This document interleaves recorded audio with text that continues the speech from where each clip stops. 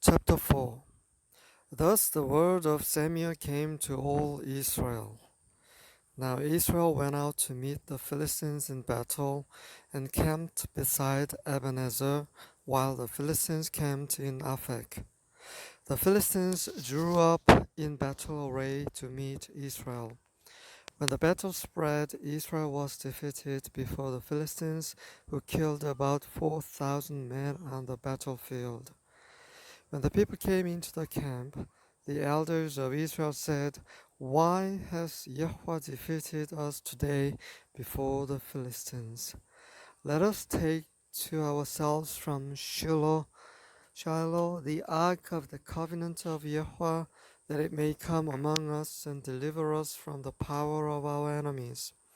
So the people sent to Shiloh, and from there they carried the ark of the covenant of Yahweh of hosts, who sits above the cherubim.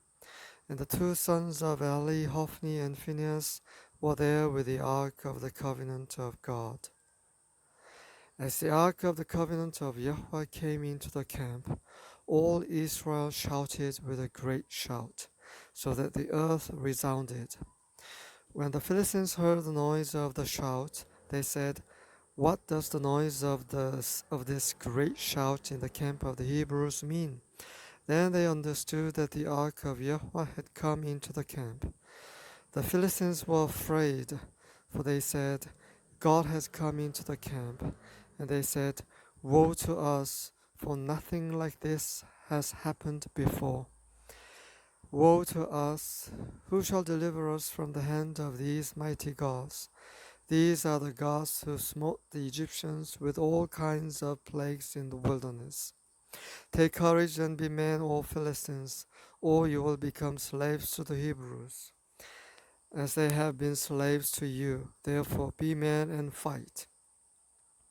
So the Philistines fought, and Israel was defeated, and every man fled to his tent.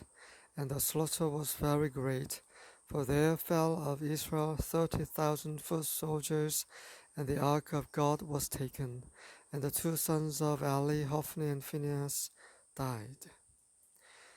Now a man of Benjamin ran from the battle line and came to Shiloh the same day, with his clothes torn and dust on his head. When he came, behold, Eli was sitting on his seat by the road, eagerly watching, because his heart was trembling for the ark of God. So the men came to tell it in the city, and all the city cried out. When Eli heard the noise of the outcry, he said, "What does the noise of this commotion mean?" Then the men came hurriedly and told Eli. Now Eli was 98 years old, and his eyes were set so that he could not see. The man said to Eli, "I am the one who came from the battle line. Indeed, I escaped from the battle line today." And he said, "How did things go, my son?" Then the one who brought the news replied, "Israel has fled from before the Philistines, and there has also been a great slaughter among the people. And your two sons also, Hophni and Phinehas, are dead, and the ark of God has been taken." When he mentioned the ark of God, Eli fell off the seat backward beside the gate, and his neck was broken, and he died, for he was old and heavy. Thus he judged Israel 40 years. Now his daughter-in-law, Phinehas' wife, was pregnant and about to give birth. And when she heard the news that the ark of God was taken, and that her father-in-law and her husband had died, she kneeled down and gave birth, for her pains came upon her. And about the time of her death, the women who stood by her said to her, "Do not be afraid, for you have given birth to a son." But she did not answer or pay attention. And she called the boy Ichabod, saying, "The glory has departed from Israel, because the ark of God was taken, and because of her father-in-law and her husband." She said, "The glory has departed from Israel, for the ark of God was taken."